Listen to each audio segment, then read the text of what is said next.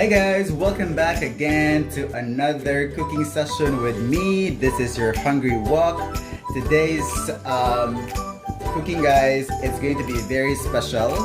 Why? Dahil we're gonna be cooking buttered pork chop chicken and oyster sauce. And this is something that you guys may have not tried it yet. It's an original recipe coming from me and from my family.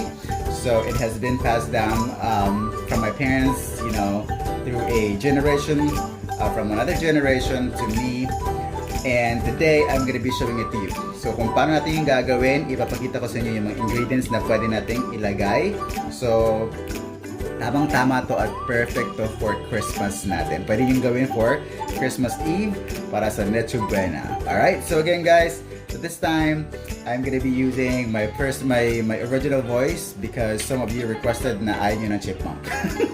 So, this time gagamitin natin yung aking original voice. Okay? So, marinate ko na to sa seasoning which is magic sarap lang, tapos asin, and then pamintang durog. Ilagay ko na, marinate ko na for 1 hour. Ang gagawin ko na ay ilalagay ko na yung mga ingredients sa loob. Ito muna yung sibuyas. Masarap guys pag madaming sibuyas sa loob. Yan yung stuffing niya. Tapos, syempre, lalagyan mo na ito ng ilang piraso lang. Tatlo, mga ganyan. Sa loob, para mag-infuse lang yung flavor. Tapos, tatlong bawang lang din sa loob. Pipiliin ko yung mga malilit lang. Ayan. Nakasya lang sa loob. So, mga ganyan. Alright. Tapos, lagyan ko ng lemon sa loob. Pipigayin ko ng onte. Tapos, ilalagay mo sa loob. Ayan. Alright. And then, lalagyan ko din siya ng patatas. Pupunuin mo lang siya guys hanggang sa mapuno sa loob. Ayan. Yun. Tapos, lalagyan mo ng konting oyster sauce sa loob. Ayan. Medyo madaming oyster sauce. There. Siyempre, dapat maayos. So, haluin mo na ito sa loob yung oyster sauce para mag-mix lang yung mga ingredients doon. Ganyan. Ako guys, ang sarap na ito pag natapos na. I'm telling you guys, sinasabi ko na sa inyo. Lalagyan ko siyempre ng buttered na loob, stuffed butter para mag-stay yung juice niya dun sa loob at mag-infuse yung mga flavors. Sasabog ang flavors nito guys. Okay. Then, ang gagawin ko, lalagay ko na yung pork dito as parang pangsapin. Ayan. Ito yung gagamitin kong pangsapin. Bakit? Kasi guys, yung taba ng pork, pag itong nilagay dito, parang ito na yung mantika. So, hindi na kailangan magawin ng mantika. Tapos, isasapin ko na siya ng ganyan. So, ang maganda guys, pwede mo tong putulin yung ulo, pero ako hindi ko na pinutol kasi nga, sayang din naman. Pagkain din yan, laman loob din. Char. Ganyan. So, ang gagawin ko ay syempre, lalagyan ko na siya ng butter. Massage mo lang siya ng butter sa labas. Ayan. So, yung butter niya, yung juice mismo guys ng manok, mapupunta yan sa pork.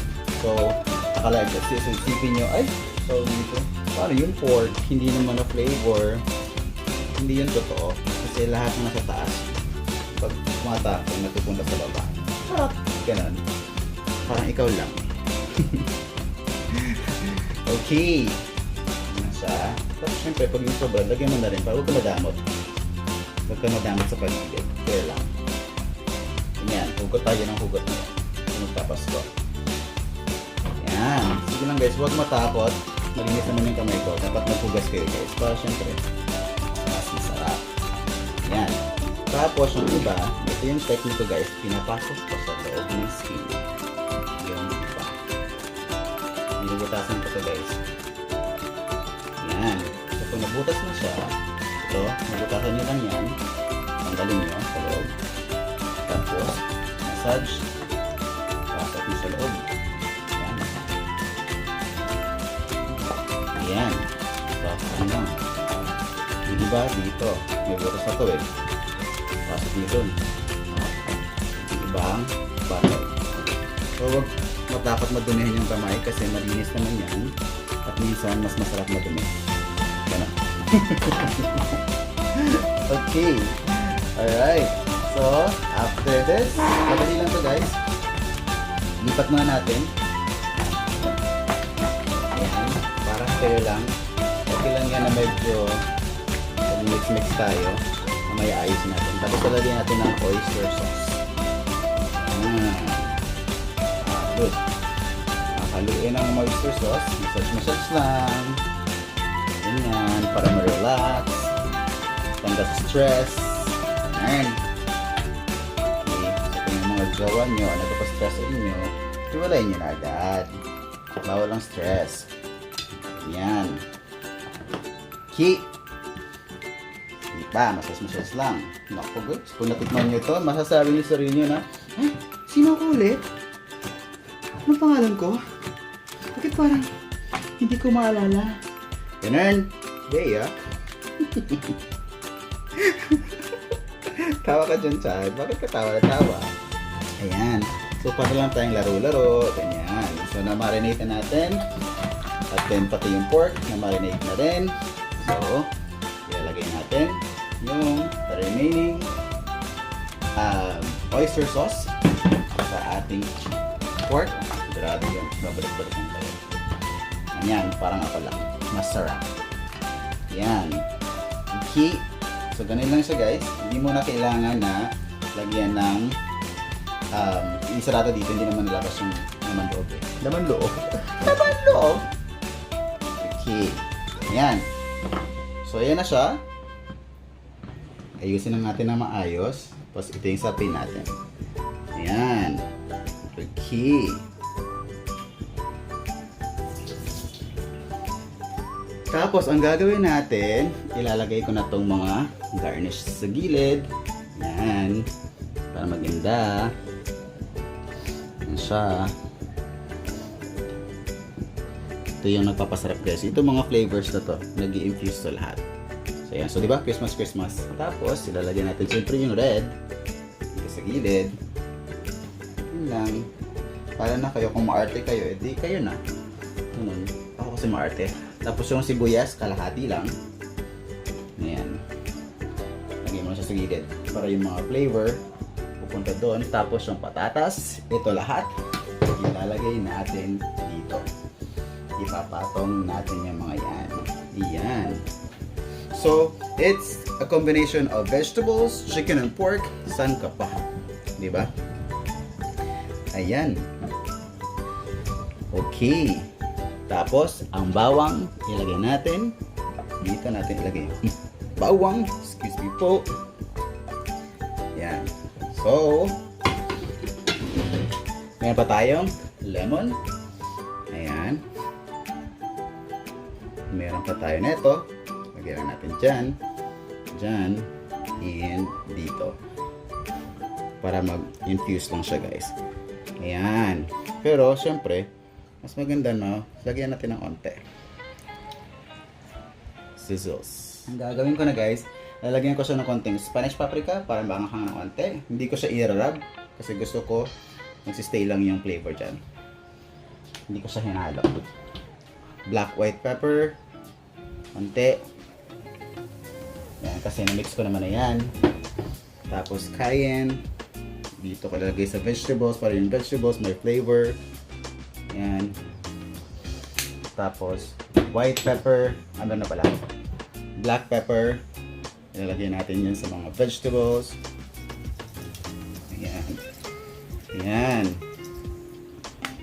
Tapos, so guys, ito na. So, ang gagawin natin, since na naka-prepare na siya, ready na ito lahat. So, ang gagawin ko na guys, ang next step ay, ilalagay na natin siya sa oven. So, ang ginawa ko guys sa oven ay, pinirihit ko na siya ng 30 minutes. Alright. So guys, ang ginawa ko, pinirihit ko na yung oven namin. Alright. Ginawa ko lang siyang, ano lang, pang number 6 lang. For 30 minutes. Tapos ngayon, tataasan ko na siya. Gawin ko siyang hanggang number 9. Alright. Or, ibig sabihin, hanggang, pag 9 siya, hanggang 482 Fahrenheit or 250 Celsius. Okay. So, ayan. Tapos, ito ay akin na siyang ilalagay sa loob. Ready na yan, guys. At sigurado ako, masarap na masarap ito. So, ayan. Wow, ang init. So, ilalagay ko lang siya dito. Ayan. Alright guys, so ngayon, check na natin, after 1 hour na niluto natin sa oven, check na natin kung ano na yung kanyang itsura. And look at this. As you can see, tingnan nyo naman guys, nagsisisling-sisling, oh, nakulo sa loob. Sobrang juicy. Grabe. So ngayon, bubuksan natin, tapos tingnan natin sa loob. Yan. Ah, ang init. So careful. Ayan siya. Grabe. Ang ganda. Sarado muna natin. Ulit. Tapos, ang ginawa ko, papatayin ko na yung stove. Patay ko na yan. Tapos, hahayaan ko lang siya dyan ng I'll let it sit for 30 more minutes para lang maluto pa siya lalo. So, luto na yan. Pero gusto ko pa rin siya na medyo crispy yung pala. Hindi yan sunog guys ha. Nagkataon na nilagyan natin ng oyster sauce, kaya syempre, mukha siyang sunog, pero hindi siya actually sunog. Pero parang sunog. Sarap. Pero masarap yan guys, hindi yan sunog. So, lahat ng flavors niyan mag-i-infuse, maghahalo sa sabog sa inyong mga bibig. Ganun. Sarap. Kasabog yan lahat guys sa mouth natin. There you go. So later, I'll get back to you and we'll start eating. Alright, until then. Alright guys, so this is an hour and a half na. So ngayon, ang gagawin natin ay kukunin ko na to kasi nga luto na siya. And look at that. Ito na yung final product natin. So, ingat lang tayo kasi nga masyadong mainit. And there you go guys, ito na siya ang ating chicken, pork chop, chicken, buttered with an oyster sauce. So look at this. Ikot-ikutin lang natin. So again, hindi yan sunog. Hindi yan sunog. Ano lang yan, sa oyster sauce lang yan guys. So titikman na natin siya guys. Titikman na natin. Alright guys, ito na, titikman na natin ang ating luto. So, syempre, oh, look at this, guys. Nako, nanunibig na yung bibig ko kasi nga tingnan mo naman, sobrang juicy.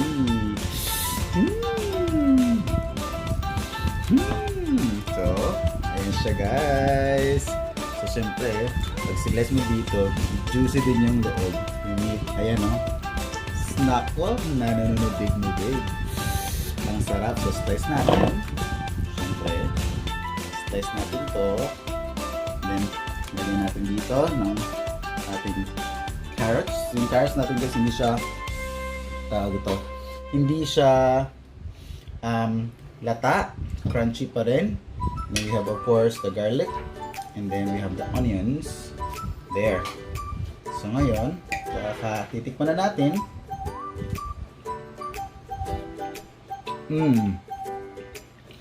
Perfect. Sobrang savory niya. Naghalo talaga yung oyster, yung butter, yung lemon. So medyo maasim-asim na manamis-namis, na medyo saktong alat lang din. Parang combination ng lahat, malinamnam.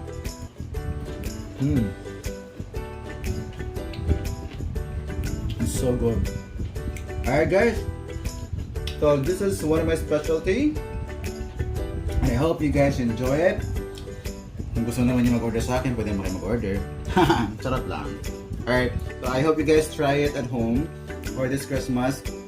Guys, I'm telling you, hindi kayo magsisisi. Ilalagay ko yung description lahat-lahat. Alright, sa baba kung paano ko ginawa at ano yung mga ingredients nito.